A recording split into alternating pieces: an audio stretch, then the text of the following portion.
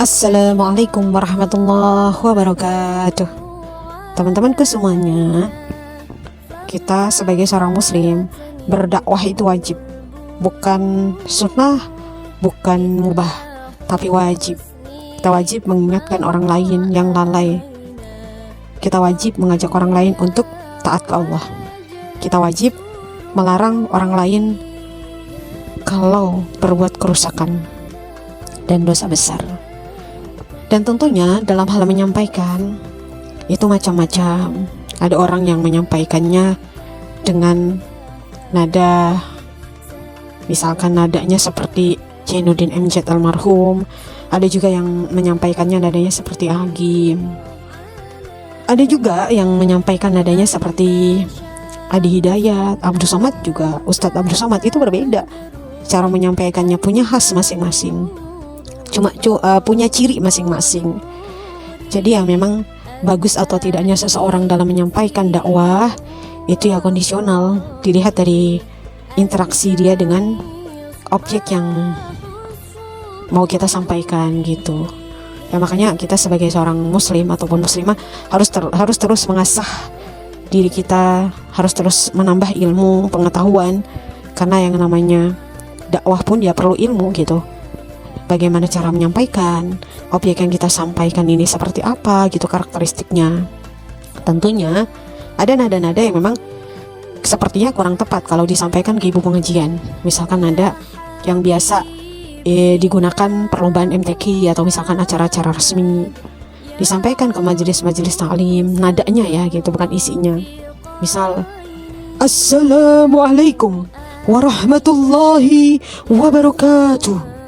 Rasulullah Shallallahu Alaihi Wasallam bersabda, apabila seorang suami mengajak istrinya keranjang dan istrinya itu menolak dan suaminya marah, maka malaikat akan melaknatnya sampai pagi hari.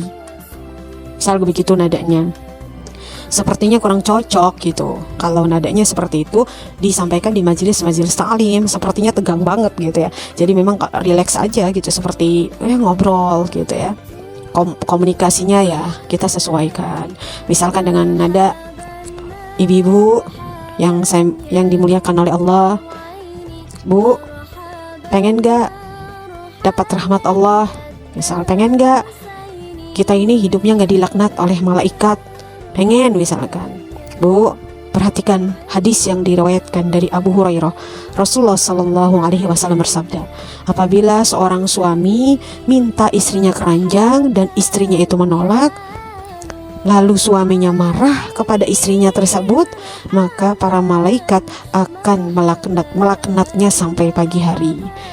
Jadi ibu-ibu, janganlah kita menolak ajakan suami kita. Sekalipun ibu-ibu dalam kondisi sedang memasak di dapur atau sedang berkendaraan, kalau suaminya minta harus segera dituruti.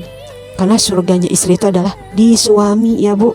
Kita gak rugi Bu kalau kita misalkan melakukan hubungan jimak dengan suami kita, justru kita berpahala. Pahalanya sangat besar.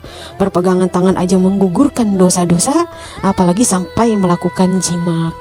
Begitu. Misal ini ya nggak mungkin kita harus tegang gitu di dalam kitab Riyadhus Shalihin.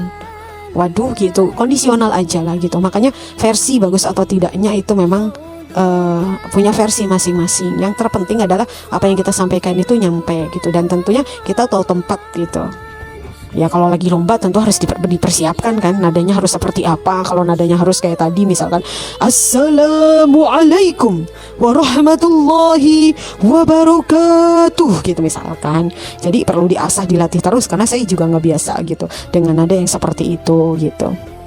Jadi ya natural aja. Yang penting kita sebagai muslim menjalankan kewajiban kita sebagai ya orang yang beriman gitu. Kayak Ustazah Oki dengan istrinya Ustadz Denis Lim, yang Ustadz Liminho-nya Indonesia tuh, mukanya itu kan, itu juga berbeda nadanya ketika berdakwah gitu, punya khas dan cirinya masing-masing.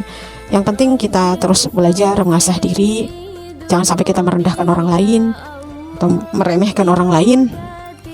Karena kalau kita mengolok-olok orang lain, bisa jadi yang diolok-olok itu lebih baik daripada kita kan, kita nggak tahu.